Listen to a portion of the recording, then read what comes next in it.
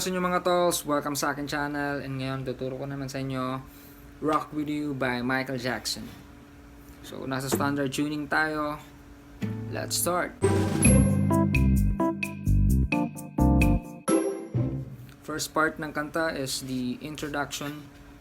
Yung chord na ginamit ko is E flat minor 7. Next chord is A flat over B flat. Next is B flat major.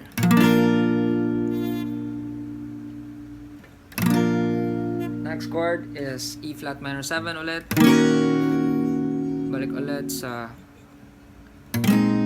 A flat over B flat. Then next chord, bagong chord, C sharp 11. So, strum mo lang yung 5th string papunta sa 2nd string, pababa.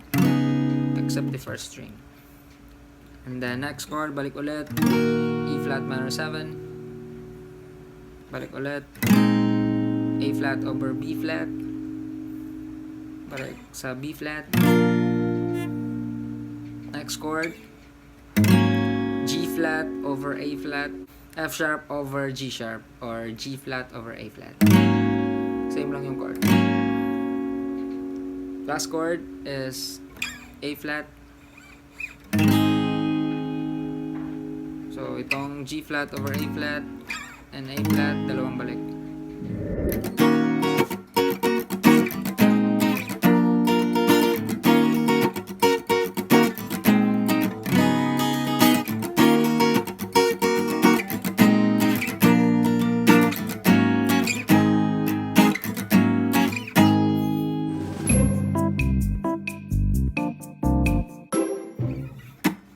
Next part is the verse. Yung chord na ginamit ko is E flat minor 7.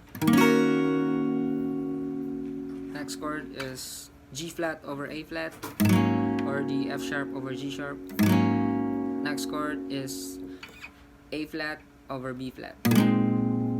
So tatlong chord lang yung verse and dalawang balik. So let's try.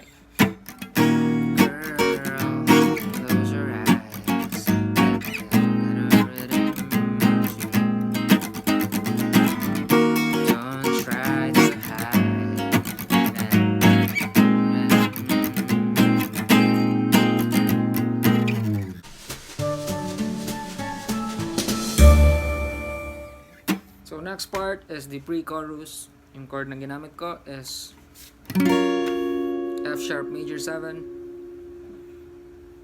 Next is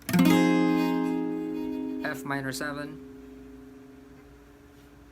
Next is B major 7.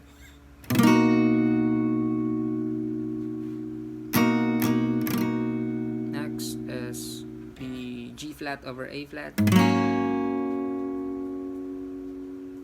And then next chord, tatlong chord na passing chord, E flat minor 7 papuntang F minor 7. Next is F sharp major 7. And then balik ulit, passing chord ulit, E flat minor 7, F minor 7, F sharp minor 7. Last na passing chord is G flat over A flat. Relax your mind. That we find you gotta feel that beat, and we can ride a boogie, share that beat of love.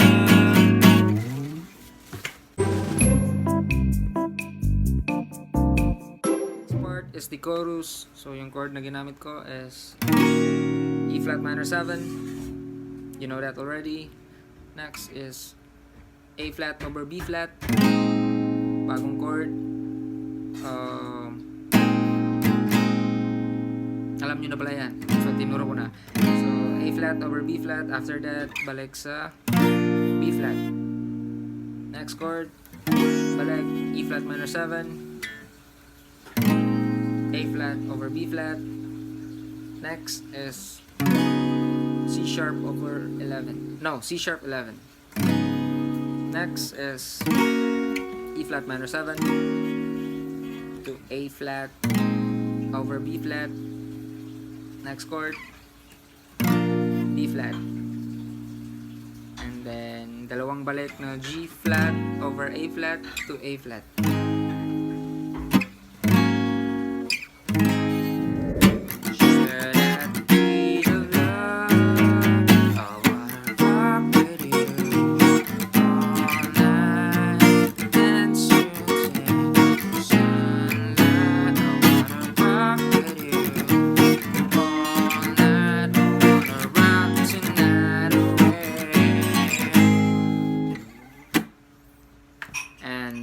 After the first chorus, balik sa verse, same chord lang yung ginamit. And then pre-chorus ulit, chorus after pre-chorus, chorus again. And then after sa second chorus, punta tayo sa bridge part.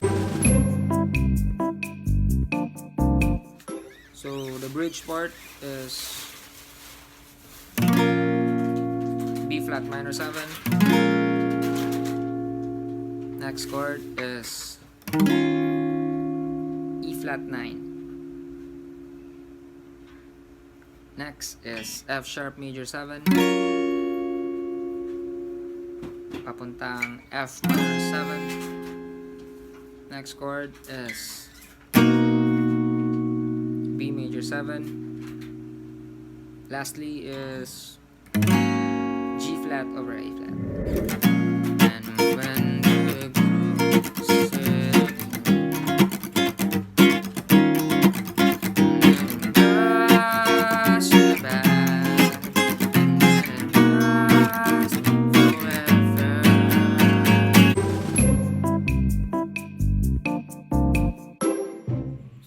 part ng kanta is the ad-lib. Yung chord na ginamit ko is E flat minor 7.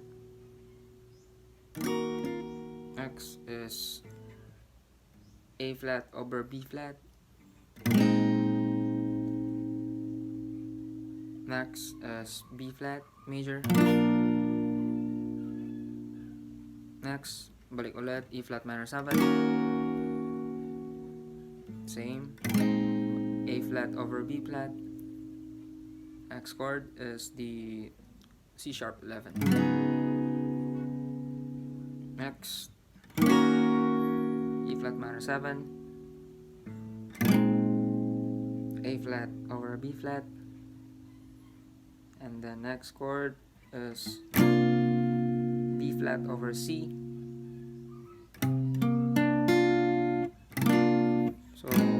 So yung A flat over B flat mo, lipat mo lang sa 9th fret. 8th fret. Yung C nya. So B flat over C. Next is C sharp over 11. So yung whole chords na yan, dalawang balik. Okay? So repeat nyo dalawa. Then after ng sa last chord na C sharp 11, segue na tayo to change key, magiging D11 na yung chord. Okay? So let's try.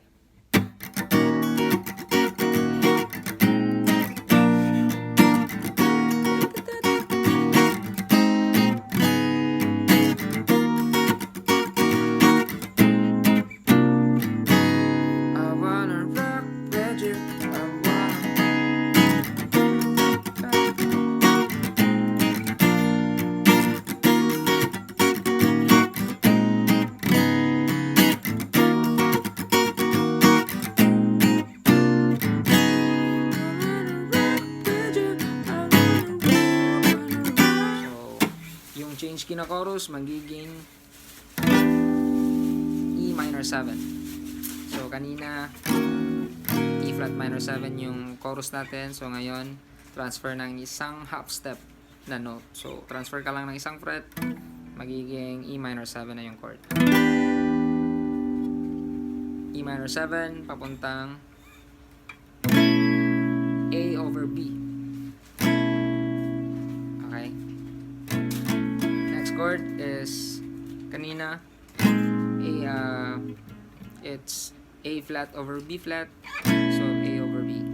Next is B major. Next chord, balik ulit, E minor 7, A over B.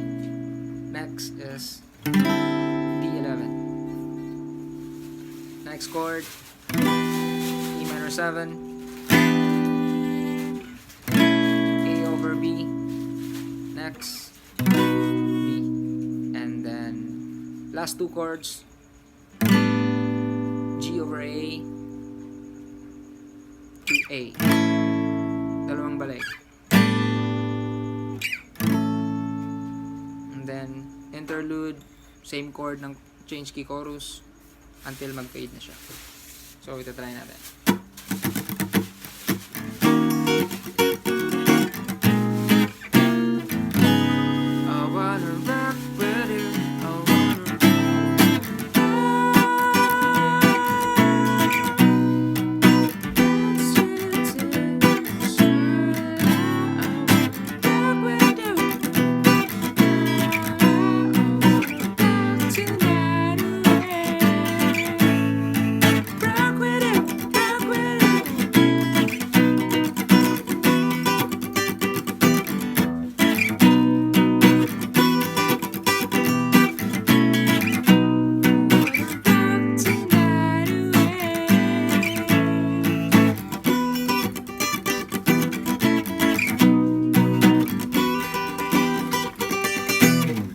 So, yun lang mga tolls. Hope may natutunan kayo sa tutorial ko. And just don't forget to click like and subscribe. And follow my Facebook page. And if you have some requests, you can comment down below. Yun lang mga tol. God bless.